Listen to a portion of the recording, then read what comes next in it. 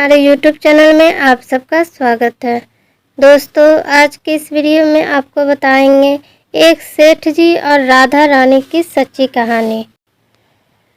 यह कहानी राधा रानी के जन्म स्थल बरसाना की है, जो उत्तर प्रदेश के मथुरा जिले में स्थित है। बरसाना गांव में राधा रानी का एक मंदिर है। उस मंदिर के पास में एक धनवान सेठ जी रहते थे। सेठ जी के पास रहने के लिए बहुत बढ़िया मकान था।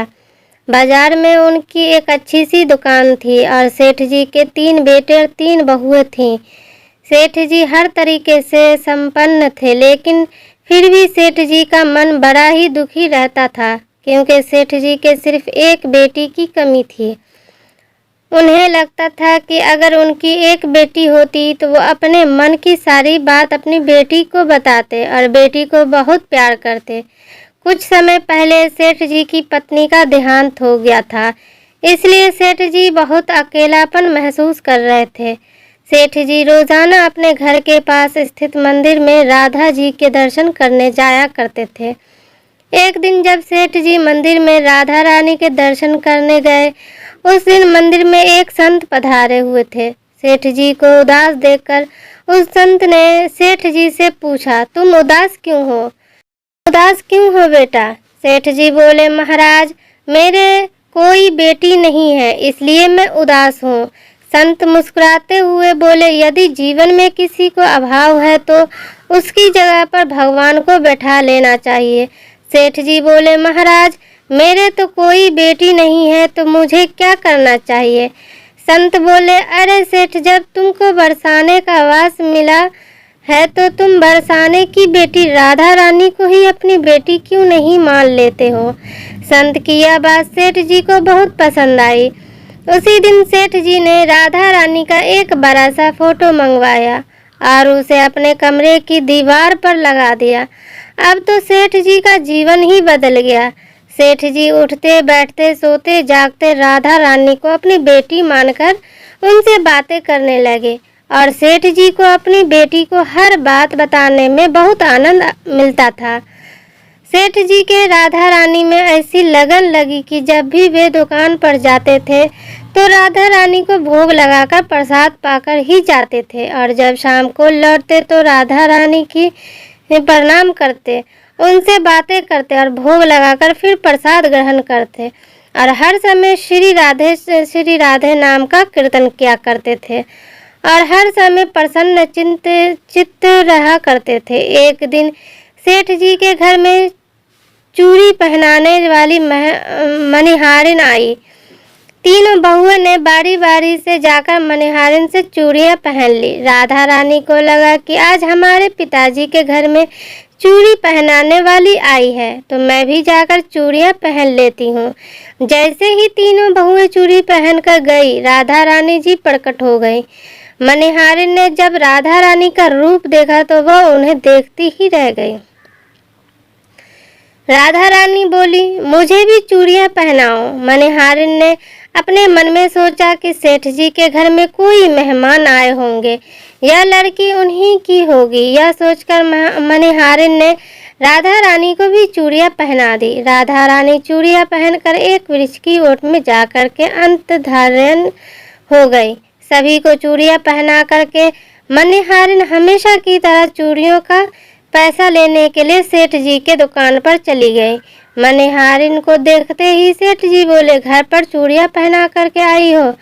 मनिहारिन ने जवाब दिया, हाँ सेठ जी, चूड़ियां पहनाकर आई हूँ। सेठ जी ने कहा, यह लो तुम्हारी चूड़ियों के पैसे। सेठ जी ने मनिहारिन को हर बार के जितने ही पैसे दिए उतने ही पैसे दिए।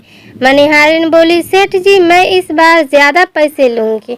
मैंने आपके घर में 3 जनों को नहीं बल्कि 4 जनों को चूड़ियां पहनाई है। सेठ जी बोले, हमारे घर में 3 बहुएं हैं, बहुओं के अलावा चौथी तो कोई ही है ही नहीं चूड़ी पहनने वाली। मनिहारिन बोली, यह तो मैं नहीं जानती हूँ सेठ जी, लेकिन मैंने तो चूड़ियाँ 4 जनों को पहनाई थी। सेठ जी बोले कि बाकी के पैसे मैं पहले अपने घर में पता करूँगा, उसके बाद तुम्हें दूंगा। मनिहारिन बोली, ठीक है सेठ जी, आप घर में पता करके बाद में दे देना। ऐसा कहकर मनिहारिन वहां से चली गई। शाम को सेठ जी अपने घर पर पहुंचे।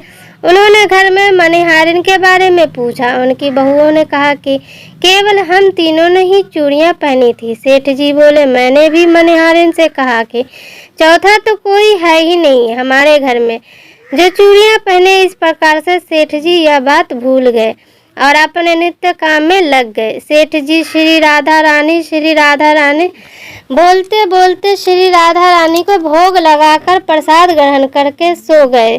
थोड़ी देर बाद जब सेठ जी को नींद आ गई तो उनके सपने में श्री राधा रानी जी प्रकट हो गए।